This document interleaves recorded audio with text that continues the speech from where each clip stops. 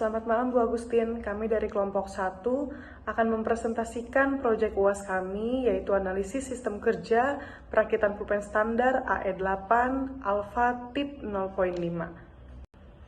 Adapun anggota dari kelompok 1 yaitu ada saya sendiri, Benita Ronato Tanadeak, dan juga ada beberapa partner saya yaitu ada Dani Hermawan, Dairi Muti, dan juga Luna Wiratama. Pertama, kami akan membahas pengumpulan dan pengolahan data. Berikut adalah peta tangan kiri, tangan kanan. Jika dilihat dari slide, terdapat perbandingan antara metode lama juga dengan metode baru untuk proses perakitan pulpen standar AE8 Alpha tip 0.5. Metode lama memiliki beberapa langkah yang terpisah saat proses perakitan pulpen, kita bisa lihat di slide, sedangkan metode baru menggabungkan beberapa langkah menjadi satu. Hal ini dapat menghemat waktu dan juga meningkatkan efisiensi. Metode baru juga menggunakan alat bantu untuk membantu proses perakitan pulpen. Berikut adalah pengumpulan data perakitan pada pulpen. Slide ini menunjukkan perbandingan antara metode lama dan metode perbaikan dalam proses perakitan pulpen. Jika kita melihat pada slide, dalam data tersebut, metode lama membutuhkan waktu sedikit lebih lama dalam proses produksi, sedangkan metode perbaikan yang sudah kita lakukan dapat mempercepat proses produksi karena ada beberapa step penggabungan yang dilakukan dan juga ada alat bantu yang digunakan. Selanjutnya adalah perhitungan persentase kecepatan belajar. Berdasarkan perhitungan yang sudah kami lakukan pada perakitan pulpen standar ini, metode lama memiliki persentase kecepatan belajar yang lebih rendah dibandingkan metode perbaikan. Hal ini terjadi karena seluruh proses perakitan yang dilakukan menggunakan tangan tanpa alat bantu atau prosesnya dilakukan secara manual. Lalu yang kedua, terdiri dari banyak langkah yang terpisah sehingga membutuhkan waktu yang lebih lama untuk menyelesaikan proses produksi ini. Penerapan metode perbaikan ini dalam proses perakitan pulpen ini terbukti meningkatkan efisiensi, kualitas produk, dan kecepatan belajar para pekerja. Selanjutnya adalah perhitungan waktu baku secara langsung. Berikut merupakan data waktu siklus perakitan metode lama dan metode perbaikan. Terdapat 10 data untuk masing-masing metode. Selanjutnya adalah faktor penyesuaian dengan metode Westinghouse. Dapat dilihat pada tabel, kelas, grad, dan poin untuk metode lama dan metode perbaikan. Pada metode lama didapatkan poin untuk skill sebesar 0, effort 0,03, condition 0, dan konsistensi 0,01. Total poin yang didapatkan adalah 0,04, sehingga faktor penyesuaian untuk metode lama adalah 1,04. Kemudian pada metode perbaikan terjadi perubahan pada skill, effort, dan condition. Di mana poin untuk skill didapatkan 0,06, untuk effort 0,05, condition 0,04, dan konsistensi tetap di 0,01. Total poin yang didapatkan untuk metode perbaikan adalah 0,16, sehingga faktor penyesuaian untuk metode perbaikan adalah 1,16. Kemudian untuk penentuan faktor kelonggaran menggunakan ILO Fatigue Allowance, di sini didapatkan 5 poin pada monotoni, sehingga berdasarkan tabel, faktor allowance-nya adalah 10%. Selanjutnya adalah uji normal, uji seragam, dan uji kecukupan data untuk metode lama. Berikut adalah data yang sudah disortir dari yang paling kecil hingga yang paling besar. Kemudian dihitung nilai CDF dan Z-score-nya. Maka didapatkan rata-ratanya sebesar 16,2760, S-nya 0,2098, tingkat ketelitian 2%, tingkat keyakinan 99%, faktor penyesuaian yang sudah dihitung sebelumnya sebesar 1,04, faktor kelonggarannya 10%, dan lambda max-nya 0,12. Kemudian uji kenormalan data dengan tingkat keyakinan 99%, tingkat signifikansi 1%, jumlah data 10. Jika dilihat pada Lilliefors Test of Normality, maka didapatkan critical value-nya sebesar 0,304. Dikarenakan lambda max 0,12 kurang atau lebih kecil dari 0,304, maka dapat dikatakan datanya berdistribusi dengan normal. Kemudian untuk uji keseragaman data didapatkan UCL sebesar 16,9055 dan LCL-nya sebesar 15,6465. Jika dilihat pada grafik, tidak ada data yang keluar dari batas kontrol tersebut, maka dapat dikatakan data tersebut seragam. Kemudian untuk uji kecukupan data dengan Z-nya 3, S 0,2098, rata-ratanya 16,2760 dengan tingkat presisinya 2%, maka didapatkan N aksen sebesar 3,7394. Dapat dikatakan N aksen tersebut mendekati 4, maka dengan jumlah data yang 10 lebih besar daripada N aksen, yaitu 4, dapat dikatakan data tersebut cukup. Kemudian untuk cycle time-nya itu sama seperti rata-rata, yaitu 16,2760 detik. Kemudian normal time-nya merupakan cycle time dikali dengan faktor penyesuaian 1,04. Maka didapatkan normal time sebesar 16,9270 detik. Kemudian dihitung standard time atau waktu bakunya, ya, dan didapatkan hasil sebesar 18,6197 detik. Selanjutnya adalah uji normal, seragam, dan kecukupan data metode perbaikan. Berikut merupakan data yang telah disortir dari yang paling kecil hingga yang paling besar.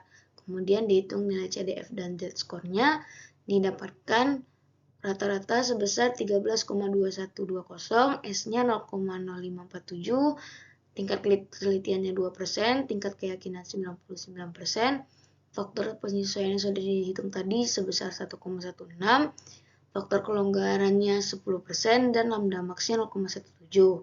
Kemudian untuk uji kenormalan data dengan tingkat keyakinan 99%, signifikansi 1%, dan jumlah datanya 10.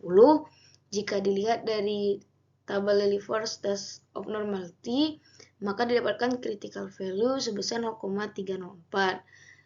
Oleh karena itu, dengan lambda max 0,17 lebih kecil dibanding critical value yang 0,304, dapat dikatakan data berdistribusi normal. Kemudian uji keseragaman data didapatkan UCL sebesar 13,3762 dan LCL sebesar 13,0478. Jika dilihat pada grafik, tidak ada satupun data yang keluar dari batas kontrol, sehingga dapat dikatakan data seragam.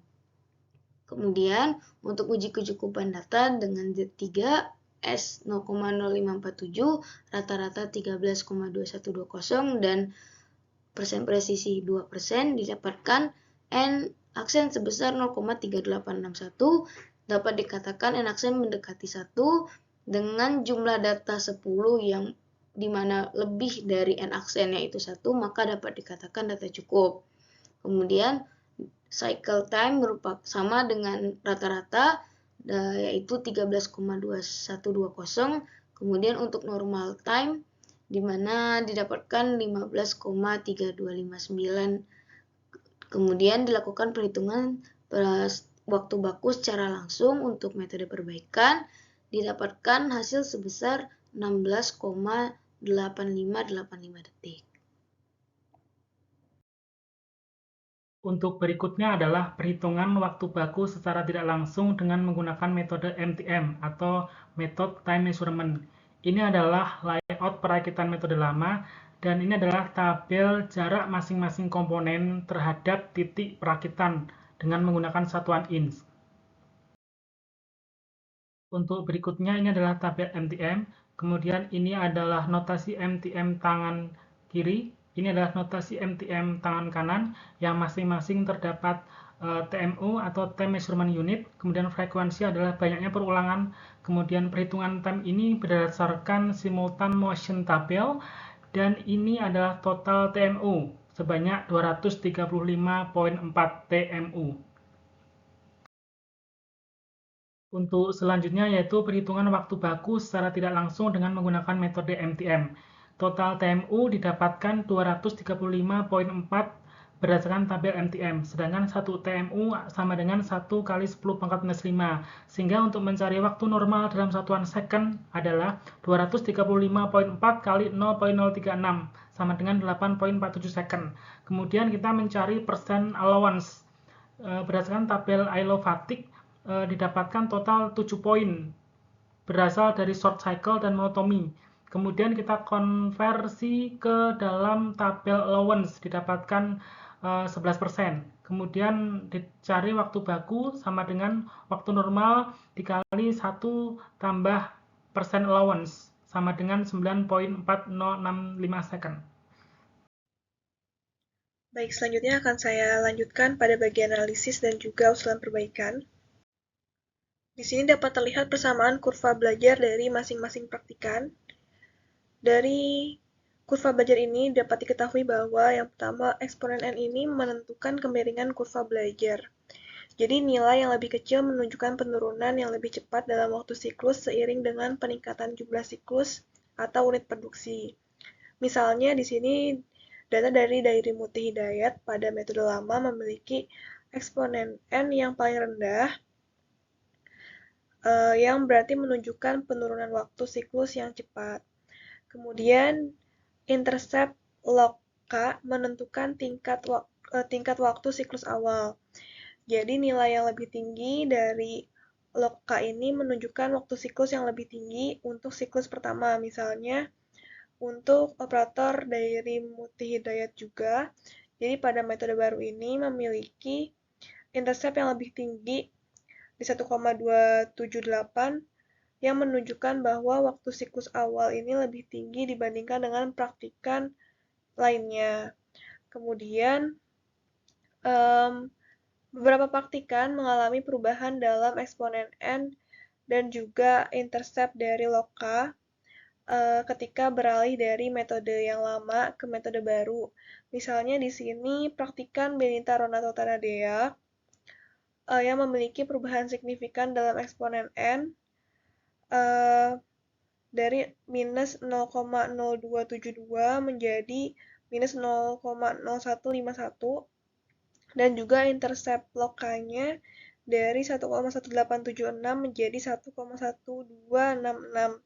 Nah, ini menunjukkan bahwa penyesuaian dalam kurva belajarnya dengan metode yang baru. Selanjutnya ada perbandingan antara metode kerja lama dengan metode kerja baru. Yang pertama dilakukan perubahan layout perakitan. Perubahan tersebut meminimalkan waktu atau gerakan yang tidak perlu serta mengurangi waktu transfer antara komponen. Kemudian juga memudahkan untuk memastikan bahwa setiap langkah perakitan dilakukan dengan benar dan sesuai dengan spesifikasi yang ditetapkan sehingga lebih akurat. Kemudian yang ketiga untuk kenyamanan operator. Kemudian pada PTKTK, adanya perubahan pada pada tangan kiri sehingga mengurangi hold, kemudian mengurangi perpindahan komponen antara tangan kiri dan juga tangan kanan sehingga lebih efisien, dan juga pembagian tugas itu lebih seimbang antara tangan kiri dan juga tangan kanan pada metode perbaikan sehingga dapat mengurangi kelelahan pada operator. Selanjutnya untuk metode perbaikan digunakan alat bantu untuk menggantikan posisi hold yang lebih banyak dilakukan pada tangan kiri pada metode lama, sehingga penggunaan alat bantu ini dapat meningkatkan kecepatan dan juga ketepatan dalam perakitan. Nah, alat bantu ini dibuat menggunakan kardus bekas sehingga tidak menambah biaya produksi, dan kardus yang digunakan juga cukup tebal, yaitu kurang lebih 3 mm sehingga tidak mudah rusak apabila digunakan berulang kali. Nah, selain itu, alat bantu ini juga berfungsi sebagai penahan ketika operator ataupun praktikan melakukan pergerakan perakitan terhadap pulpen sehingga proses perakitannya akan lebih mudah. Selanjutnya juga terdapat persentase kecepatan berbeda antara metode lama dan juga metode perbaikan, dan secara umum di sini dapat terlihat bahwa learning rate-nya dari metode perbaikan ini lebih baik atau lebih tinggi dibandingkan dengan metode lama. Untuk berikutnya adalah perbandingan waktu baku antara pengukuran secara langsung dan pengukuran secara tidak langsung.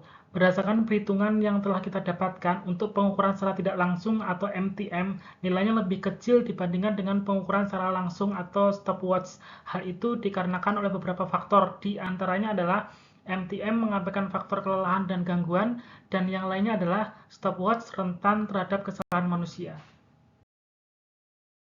Untuk berikutnya adalah cara menentukan notasi berdasarkan MTM. Kita ambil salah satu contoh. Poin pertama, untuk gerakan terbliknya adalah RE ujung depan pulpen. Artinya reach dengan simbol RE atau transport empty, yaitu menjangkau dengan tangan kosong akan mengambil objek. Sedangkan pada MTM simbolnya adalah R, dan penulisannya ditambah dengan 2 digit.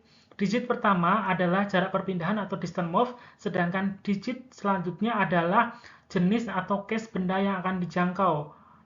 Untuk RE ujung depan pulpen, jaraknya adalah 14 in, sedangkan tipe reach-nya adalah tipe B, yaitu menjangkau objek yang lokasinya sudah kurang lebih kita ketahui, tetapi posisinya tidak persis. Jadi penulisannya adalah R14B dengan nilai TMU berdasarkan tabel adalah 14.4.